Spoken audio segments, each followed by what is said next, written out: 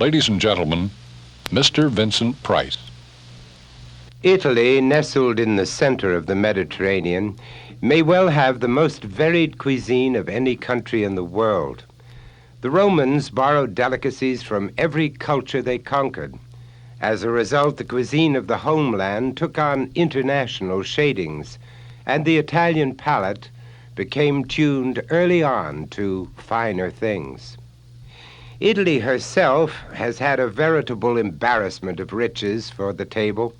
The earth provided a cornucopia of delight, fields of grain ripening brown and golden, waiting to become pasta, vineyards so fruitful the Romans were compelled to create a god of wine, Bacchus. Piles of tomatoes ripening in glowing scarlet displays, myriads of vegetables, meats of all kinds, magnificent cheeses, and an orgy of bounty from the seas. Creating a well-balanced meal from these sources is a pleasure rather than a problem. Flavors blend, contrast, and counterbalance in a whirl of palatable delight. I think much of the mystery and sublimity of Italian cooking comes from her use of herbs and spices.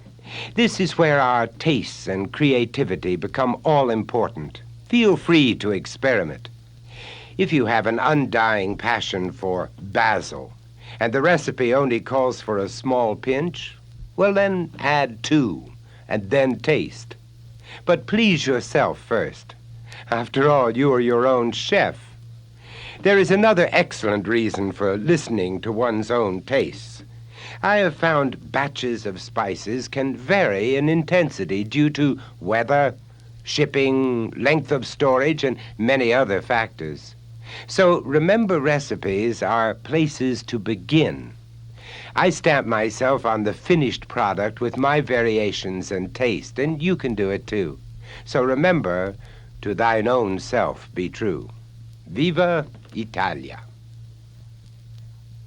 Naturally, our choice of appetizers will depend to some extent upon the time of year, the temperature, and the seasonal fresh fruits available.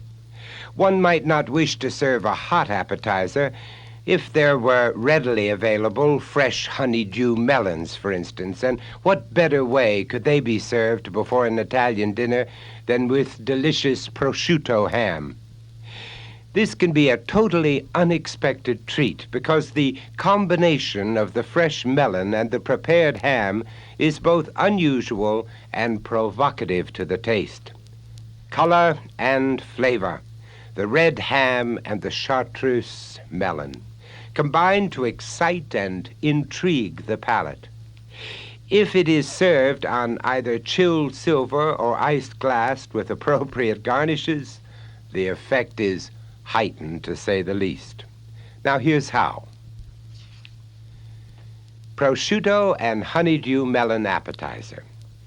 2 peeled, seeded honeydew melons cut into serving pieces. 1/2 pound thinly sliced prosciutto ham. 2 tablespoons olive oil. 2 tablespoons vinegar. 2 tablespoons wine. First, wrap the melon chunks with prosciutto, then fasten the prosciutto with brightly colored or cellophane toothpicks, and place them in a large bowl, sprinkle with the oil, wine, and vinegar mixture, and chill before serving.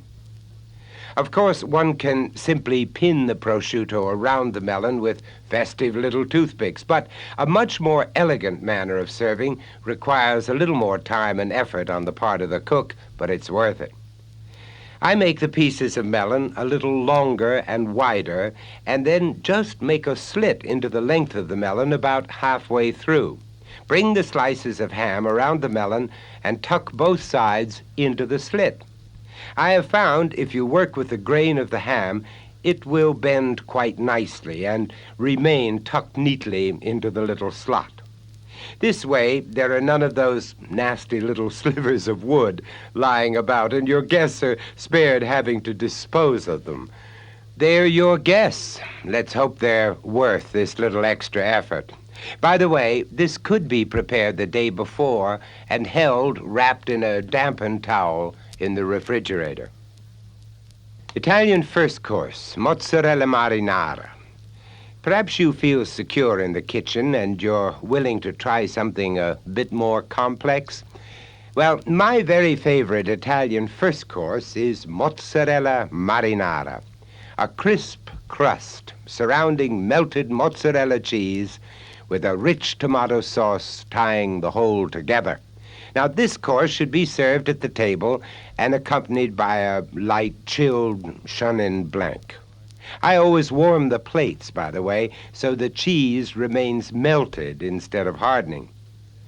First, make a square of cheese about 2.5 inches by 2.5 inches and roughly 1 inch thick. Make one of these for each guest. Now, your task will become much easier if you find the mozzarella cheese in blocks at the supermarket instead of the round balls. If you can find only the round cheeses, then use slices about 3/4 of an inch thick and reserve the end pieces. We now will make breadcrumbs. Break up bread 1 slice at a time into your blender, whirling it on low speed till the crumbs are formed. You will need about 12 slices worth of crumbs. I always make a little extra. There's no possible reason to skimp on breadcrumbs. After making the crumbs, beat up 6 eggs in a shallow bowl or pie plate and dip each slice of cheese in flour, covering it completely with a thin layer. Then dip the cheese in the eggs, then in the breadcrumbs, and make sure the crumbs cover the cheese completely. Pat it to be sure the coating sticks. Then dip it in the egg again and recoat it with the crumbs. You cannot be too careful. The entire operation depends on those steps. Slip the cheese packages onto wax paper and chill them well, even overnight. Now we heat the sauce. I myself use a product called ragu. Now, please don't be shocked. It's an excellent product, far better than many homemade travesties masquerading as sauces. So heat a large jar of ragu, simmering it in a saucepan. You can add some extra herbs if you like. Here is where the electric skillet comes to the forefront. Pour in 1 inch of cooking oil and heat it up to 350 degrees. The electric skillet takes all the guesswork out of this step. Thank goodness. Take the breaded cheese from the refrigerator and very carefully lower them all into the hot oil. Fry them till they're a deep golden brown, and then turn them very carefully, if you have to. And this usually takes me about 5 nerve-wracking minutes. And then when they are all beautiful, deep golden brown, I transfer them immediately to the preheated plates. Then I quickly ladle a generous portion of sauce on them and garnish them with a parsley sprig and serve them at once. These are very close to being divine. Yes, very close indeed. My guests usually eat the first few bites in reverent silence, and then the roars of approval become deafening. Salads, many times, become a tired offering. However, a beautifully conceived and garnished salad can provide a spectacular counterpoint to any meal. The Italians classify the salad as antipasto, or before the pasta. Now, we can take this one step further and use the salad to precede the main course. The combination of crisp, fresh greens and a myriad of garnishes and a tangy dressing is a superb prelude to any course. Here's a recipe for Italian green salad. 1/4 of a cup of olive oil, 1/8 of a cup of red wine vinegar, 1/8 of a cup of lemon juice, 1/2 teaspoonful of salt, 1/2 teaspoonful of pepper, 1/8 teaspoon of garlic powder, and 1/4 teaspoon of oregano, 1 teaspoon of chopped parsley, 2 dashes of Tabasco sauce, 1 sliced pared cucumber, 1 peeled, thinly sliced medium onion, white, and 1 head of escarole, 2 heads of Boston lettuce, 1 head of romaine, and you've got it. Fill a salad bowl with escarole, Boston lettuce, and romaine. I always recommend a wooden salad bowl because it seems to mellow and blend the flavors. Now, in another bowl, combine the remaining ingredients. Mix them well and chill for 1 hour, and then pour over the salad and serve. There are many optional garnishes: thin-sliced Genoa salami, large ripe olives, hard-boiled eggs, croutons, artichoke hearts, sliced mushrooms, pimento slices, or anchovy fillets. These can be added to the salad and also drenched with the dressing at the time of serving. Inch-long chops of celery add a great flavor. And with these garnishes, this becomes a glamorous cousin to the standard antipasto. Whether you're serving this as salad or antipasto, be sure that not only the serving bowl and the individual bowls are well chilled, but the salad silver as well. This is that extra little touch which marks careful and tasteful service. It's your reputation as a fine cook which is showing every time you offer food to a guest in your home. If you're going to serve bread with these, you may either use a good dry breadstick, perhaps with sesame seeds, or a hard Roman roll served red hot. Here we're playing the contrast in temperatures and the contrast between the spicy and the bland. Of course, the butter for the hot rolls will not be rock hard, please. It will be at room temperature, sufficiently cool to maintain its form and integrity, but soft enough to spread without effort. Now, a moment's pause, a glass of wine, some small conversation before the main course begins. The atmosphere, if you make it so, can become that of warm intimacy and good comradeship. These periods can become meaningful moments and fun. In the town mouse and the country mouse, we find a lovely piece of philosophy. A crust eaten in peace is better than a banquet partaken in anxiety. Veal is a superb meat to demonstrate the subtleties of Italian cuisine. It is amazingly versatile. It can be sauced literally hundreds of ways according to the whims of the chef. Perhaps our homemakers become discouraged or confused by the galaxy of possibilities, many of them extremely complex. But in the case of veal, personally, I think the less is more. A simple preparation allowing the integrity of the meat to shine through. Listen to the ease with which you can prepare this recipe and serve it with pride. A very famous recipe, Veal Scaloppini. 6 thin escalope, veal cutlets pounded and cut into ovals. 1/2 cup melted butter or margarine. 1/3 cup grated Parmesan cheese. 1 cup thinly sliced mushroom caps, salt and pepper. 2 bouillon cubes. 3 tablespoons of boiling water. 3 tablespoons of butter, 5 tablespoons of good sherry wine, and 1 dash of Tabasco.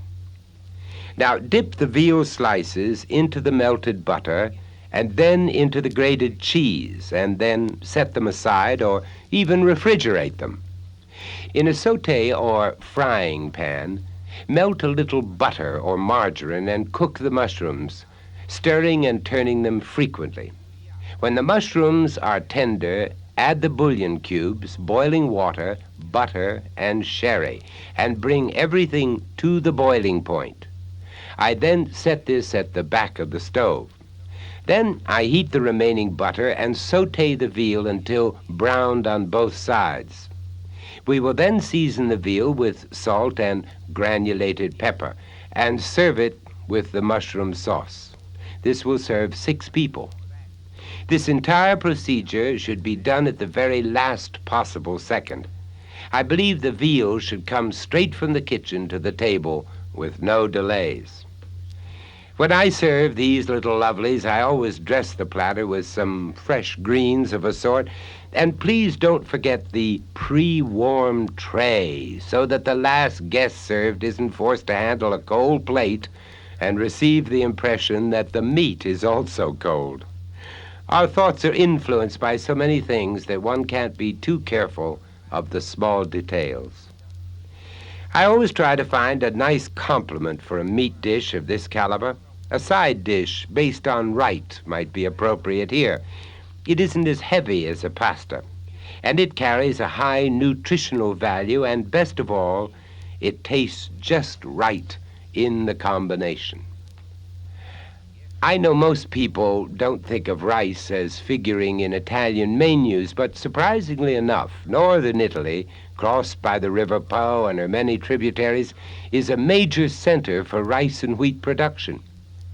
Now, we can trust the Italians, believe me, not to give us just plain steamed rice.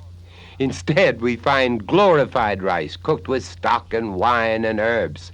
Risotto Milanese. Rice in the style of Milan. I think it makes a lovely counterpart to our scaloppini. The rice is tinted a delicate yellow by the saffron, barely hinting of the subtle nuances of flavors awaiting us. Here's a recipe for risotto alla Milanese. 2 tablespoons of butter, marrow from a slice of beef bone, 1 medium white onion, chopped finely, 2 cloves of garlic, crushed, 2 cups of uncooked rice, 1/2 teaspoon of saffron powder, or 2 or 3 threads of saffron, 1/4 cup white wine, 2 cups chicken stock or bouillon, 1½ cups of shredded Parmesan cheese, and there you have it. Melt the butter and marrow together in a heavy pot or saucepan. Add onion and garlic and cook for 5 minutes to flavor the butter. Next, pour the rice into the butter and marrow and stir to coat well. Add the saffron and the wine, and then the stock. By the way, I sometimes use canned stock, though lots of times I prefer to make my own. For many soup companies make a marvelous product, and sometimes my time is too valuable to prepare the long cooking stocks. Well, anyway, either way, bring this to a boil, pour the boiling mixture of rice and liquids into a casserole with a tight cover, and bake it for 45 minutes at 375 degrees. With the risotto in the oven, we are free to concentrate on the veal, which really deserves our undivided attention. The only last-minute preparation is tossing the risotto and Parmesan cheese together. The serving bowl for the rice should be pre-warmed. It isn't really necessary to blend all the Parmesan throughout the rice. I sometimes just gently sprinkle part of it over the top of the heaping rice, too, and this adds another subtle contrast of color. The rice should be a bright, rich golden hue due to the saffron, and the light creamy color of the cheese then softens the appearance. I have always thought combinations of various colors on the table can lend such a charming air to the entire event. You know, we really do eat with our eyes as well as our mouths. Now, with the veal and the saffron rice, both of which are pale in color, you should have a vegetable which has a darker color, contrasting to the warm colors of the other dishes. If you happen to be serving the spaghetti and meatballs, which is another recipe I'll tell you about in a minute, a beautiful dark green Italian bean would be lovely.